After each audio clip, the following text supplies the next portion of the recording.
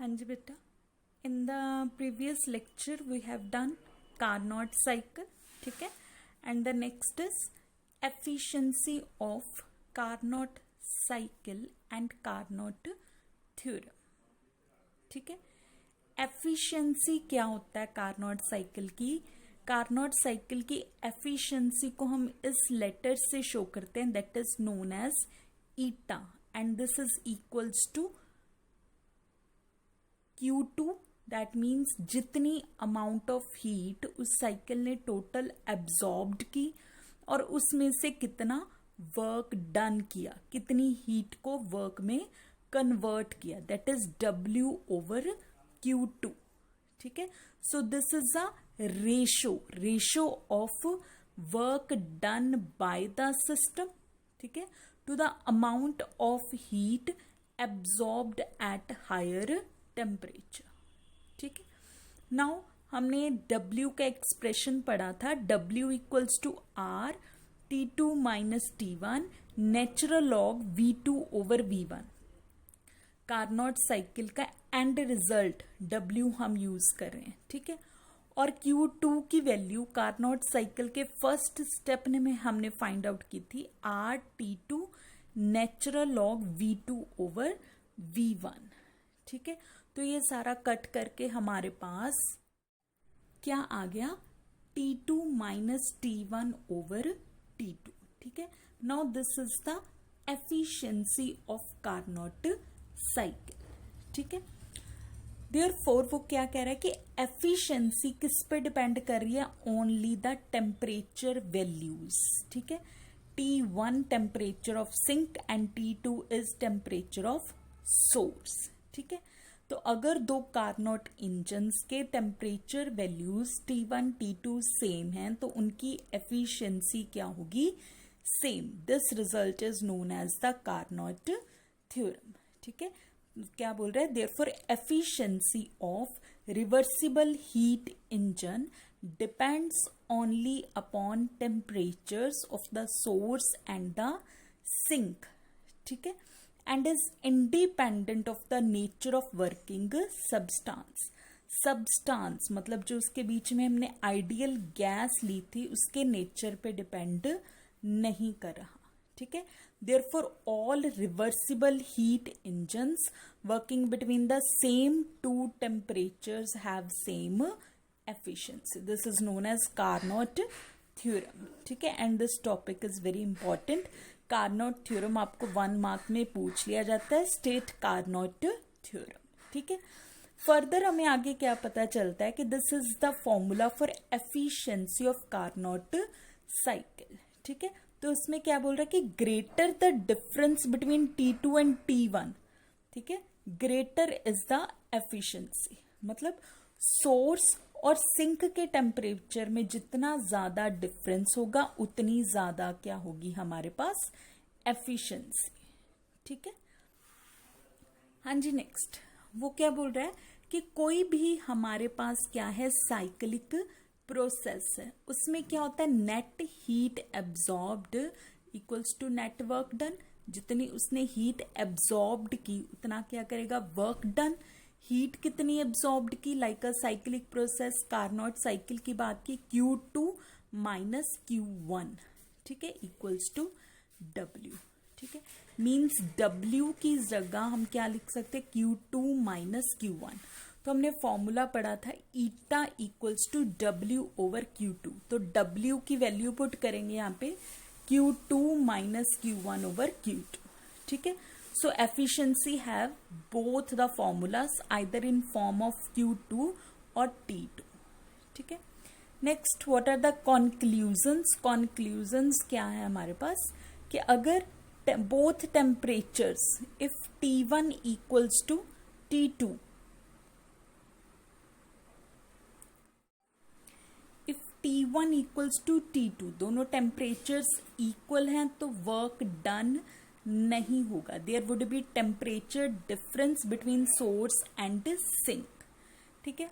More over efficiency का formula ये, इसको हम लिख सकते हैं 1 माइनस T1 ओवर T2, ठीक है। 1 माइनस मतलब 1 में से कुछ ना कुछ टर्म सब्ट्रैक्ट हो रही है। इसका मतलब कि किसी भी कार्नोट साइकिल की एफिशिएंसी क्या होती है, always less than unity. Unity तो कभी हो ही नहीं सकती, all amount of heat work में कन्वर्ट नहीं कर सकता। मोर ओवर एफिशिएंसी क्या होगी, ऑलवेज लेस देन यूनिटी। तो कार्नोट साइकिल ने जब हमें ये सब कुछ एक्सप्लेन किया कि टोटल वर्क डन, ठीक है, हीट एब्जॉर्ब्ड के इक्वल नहीं होता, एफिशिएंसी कितनी होगी मैक्सिमम एंड ऑल, तो उसके बाद क्या आया, new statement, that is statement of second law.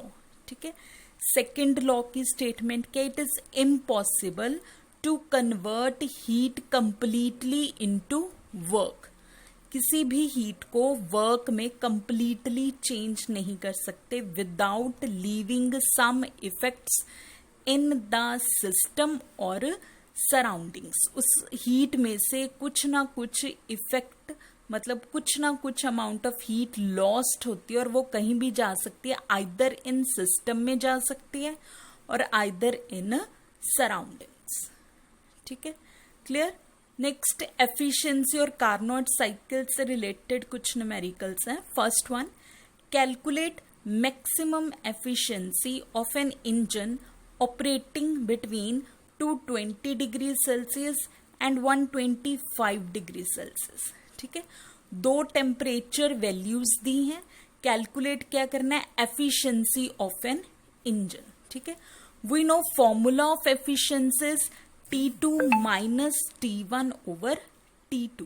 ठीक है, तो T1 और T2 टेम्परेचर वैल्यूज गिवन है, ऑब्वियसली T1 क्या होगा, lower temperature, T2 higher temperature. लेकिन इन टेम्परेचर वैल्यूज को पहले किस में कन्वर्ट करना है, केल्विन में, बाय एडिंग देम टू 273। ठीक है, तो ये वैल्यूज पुट करके T2 minus T1 over T2, this would be the maximum efficiency. Next is Carnot engine absorbs 5 kilojoule at 400 degrees Celsius। ठीक है, जब हमने कार्नोट साइकिल पढ़ा उसने this amount of heat energy absorbed की, तो फर्स्ट स्टेप में एब्जॉर्ब्ड हीट एनर्जी को हमने लिखा था Q2, तो Q2 कितना आ गया, 5 किलो जूल, और जिस टेम्परेचर पे एब्जॉर्ब्ड की थी that was the T2, 400 degree Celsius T2। How much work is done by an engine and how much heat evolved at 150 degree Celsius during each cycle. जब ये engine काम कर रहा है साइक्लिक फॉर्म में, ईच साइकिल 400 में से 150 degree Celsius क्या कर देता है, वो Q1 है हमारा, T1 का टेम्परेचर है, सॉरी T1। ठीक है, तो कितनी हीट इवॉल्व की उसने, Q1 ढूंढना है हमने। ठीक है, तो दोनों टेम्परेचर वैल्यूज गिवन है हमें। ठीक है, तो eta equals to T2 minus T1 over T2, Q2 minus Q1 by Q2।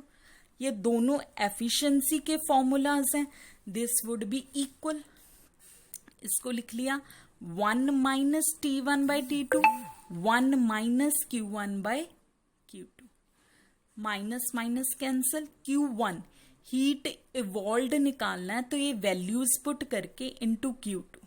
ठीक है, वैल्यूज केल्विन में पहले चेंज करनी है, तो ये क्या आ गया हमारे पास ओवरऑल Q1। ठीक है, कि उसने 5 किलो जूल एब्जॉर्ब्ड की थी हीट एनर्जी, उसमें से इतनी हीट एनर्जी क्या कर दी, इवॉल्व आउट कर दी, तो बाकी की जो एनर्जी थी उसने अपने पास रख के उसको किस में चेंज कर दिया, वर्क डन में। तो W would be Q2 minus Q1। ठीक है, now the next one, third is what percent T1 is of T2 for a heat engine having efficiency 20%। efficiency ये फॉर्मूला हो गया, इसको हम लिख सकते हैं 1 minus T1 over T2। Efficiency कितनी है, 0.2, this is equals to 1 minus T1 over T2। ठीक है, एफिशिएंसी अगर परसेंट में निकालनी है,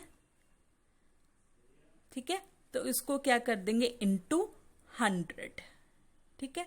तो ये सॉल्व करके वैल्यूज पुट करके इट वुड बी 80%, ठीक है।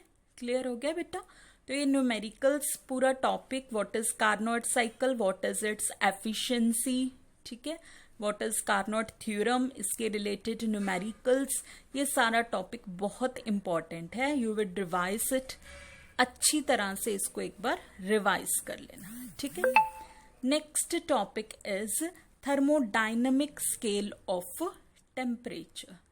एक स्केल ऑफ टेम्परेचर बनाया गया। लॉर्ड केल्विन ने क्या बोला कि we can develop a scale of temperature जिसकी टेम्परेचर वैल्यूज उस सब्सटेंस पे डिपेंड नहीं करेंगी, सब्सटेंस की एक्सपेंशन या कंप्रेशन पर डिपेंड नहीं करेंगी, it depends only upon the temperature values, ठीक है। तो उसने क्या किया कि जीरो ऑफ द स्केल हम किसको ले लेते हैं, जब कोई भी इंजन हमने वर्किंग पे रखा तो जितना उसका सिंक का टेम्परेचर है, ठीक है, पहले उस इंजन को हम देखेंगे कि वर्क डन कर रहा है, उसकी मैक्सिमम एफिशिएंसी निकाल लेंगे।